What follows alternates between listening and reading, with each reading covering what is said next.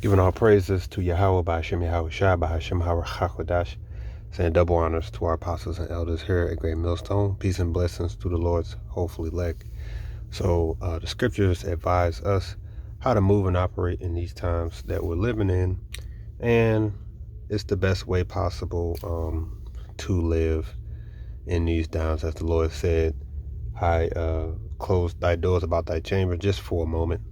Everything we're enduring is just for a moment, and it can seem like it's maybe boring. It can seem like it may be dull, but a boring life will save your life. The lifestyle that you see these people live out here, don't believe the hype. Behind the scenes, a lot of those people are suffering. They're not going to tell you or show you the dark side of things or what happens when the cameras go off.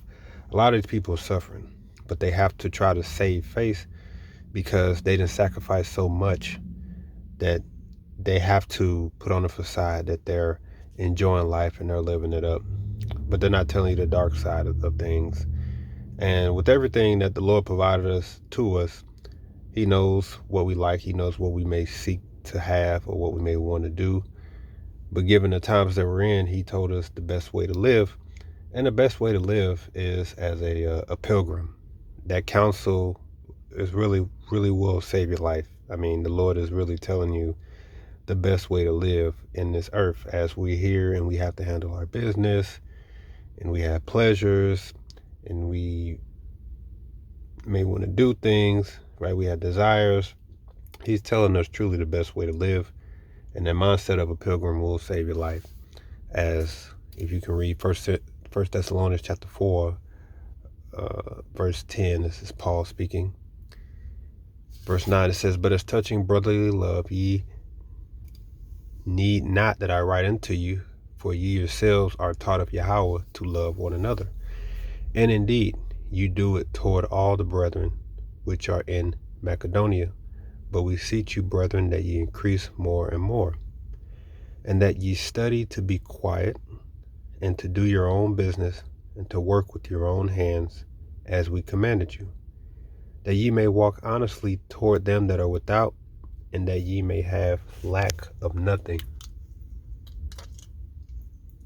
So when he says study to be quiet, he's talking about living really a quiet life.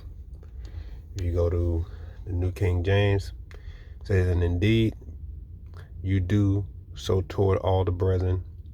Oh, wrong verse. Verse 11, it says, "That you also aspire to lead a quiet life, to mind your own business, and to work with your own hands, as we commanded you." NLT, "Make it your goal to live a quiet life, minding your own business and working with your own hands, just as we instructed you before." So even Paul taught this, and he's reminding them to study to be quiet, meaning live a quiet life. You're not doing too much, right? You're not doing too much in your life. And in the times that we're coming in, the less you have going on in your life, the better.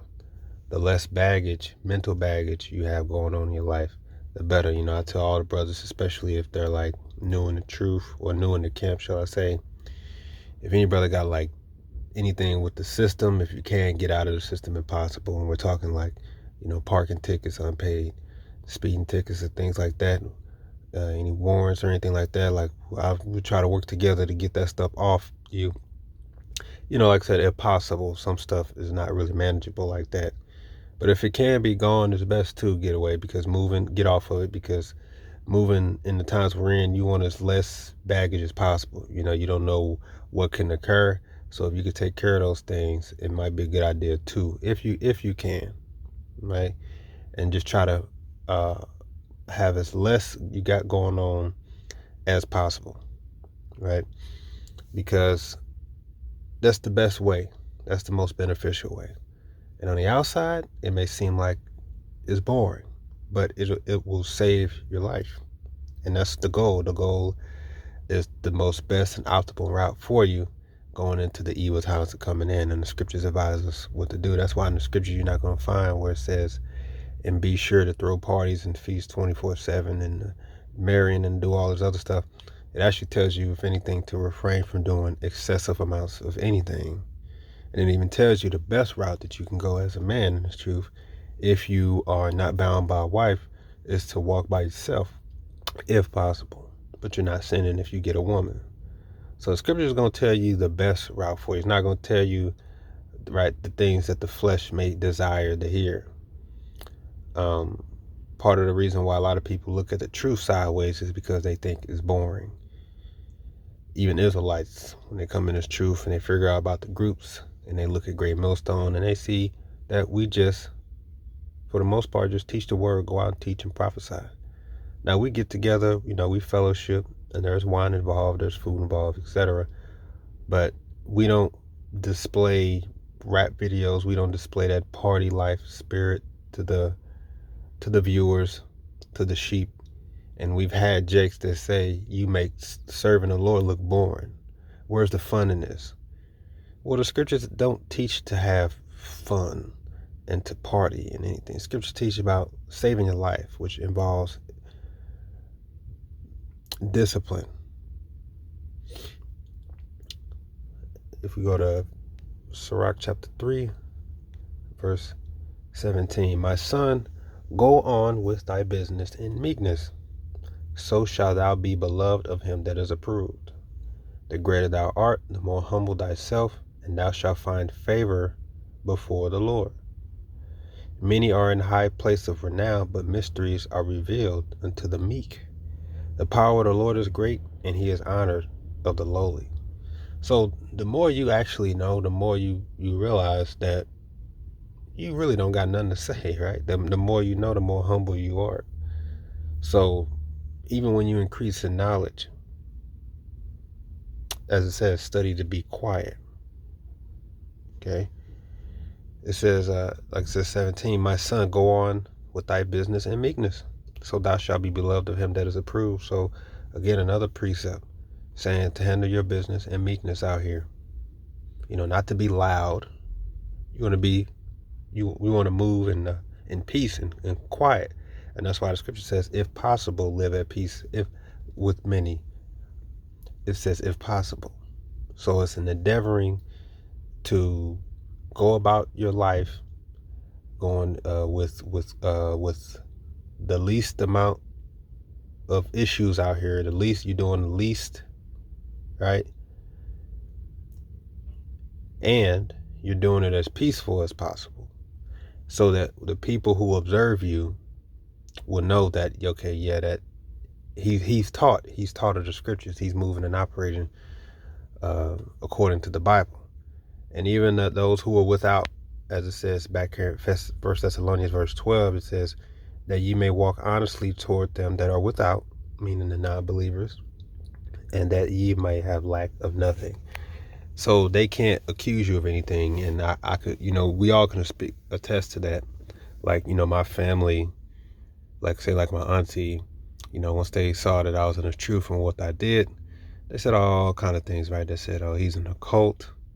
That ain't right, right? But as time progressed, with all the issues that go on, like with my siblings or my cousins and things like that, all the issues that come up, guess who doesn't come up in the conversation of all these problems? Me, because I live a simple, plain life. And as much as they want to try to accuse me of being in something that's off, like a cult or something demonic, the testimony speaks for itself. And that's how the Lord gets his glory as well. And this is how you convince the people in the world that really you're not what they think you are, and that you're walking honestly and godly as much as possible. And it even got to the point where even my mother came to my defense, because when she said, like, yeah, he's going to do that thing again, that this is a cult, because they're so-called Christians, right? Not real Christians. The only real Christians in my family are my grandfather and my grandmother. All right, the children, they're not real Christians. Okay. She said that, and my mother said, yeah, well, you know what? Whatever he's involved in, he doesn't he's not blowing up my phone or doing all this other stuff for begging for money. He don't have all these problems like, that she's getting, from the siblings. So that speaks according, that's wisdom. The scripture says wisdom is justified of her children. So though the world, they look at us and they think it's all strange, and they think that what we're involved in is either criminal or it's something that's off. Their testimony of you, though, is that you're blameless. When it comes to the ministry, you're blameless. So in the world, we don't cause ruckus out in the world. We don't start fights. We don't steal. We're not out here doing anything, right? So that they can testify that you are without blame. And your family sees it, your friends see it. They all see it over time, because they frown at what you do, they doubt what you do, they come against what you're saying. But as long as you, as the scripture says, study to be quiet, to do your own business, to work with your own hands as we commanded you, you are without blame. And you can actually turn a lot of people into believers just by your example. And you saving your own life as well. You really don't need to be doing that much out here. If there's any time at all, this is the time not to be doing a whole lot. This is the time to have the least going on in your life. Because even as we speak, information is being brought out that Iran has shot missiles at Israel. And I'm hoping, of course, that all this is actually true, because a lot of this stuff they could just use as an excuse to go, okay, now we full speed ahead in the war, because that's what that land of Israel wants to do anyway. So time will tell. But with all this happening, right, you don't want to have a whole lot going on, man. It says, go about thy business in meekness. And the Lord said, which I'll just read that one verse, that in the days of trouble, 2 Ezra 16, verse 40, O my people, hear my word, make you ready to the battle, and in those evils be even as pilgrims upon the earth. And this counsel will save your life, man.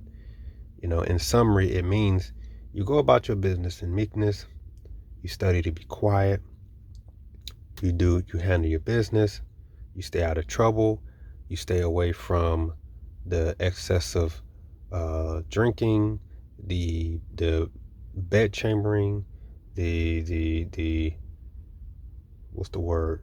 I said chambering, the feast, the parties, all that excessive things that people in the world do.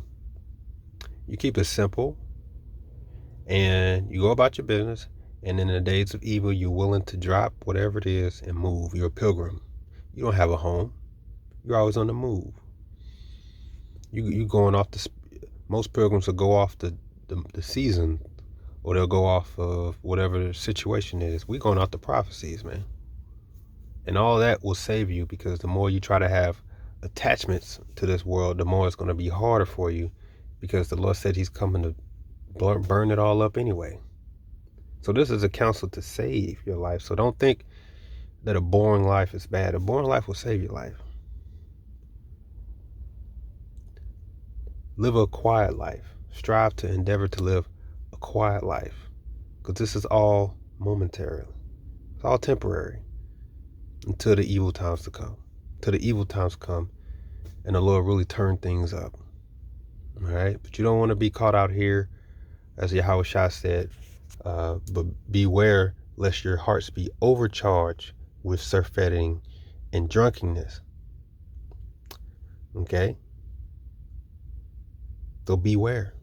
All right? And just study to be quiet, man. Shalom.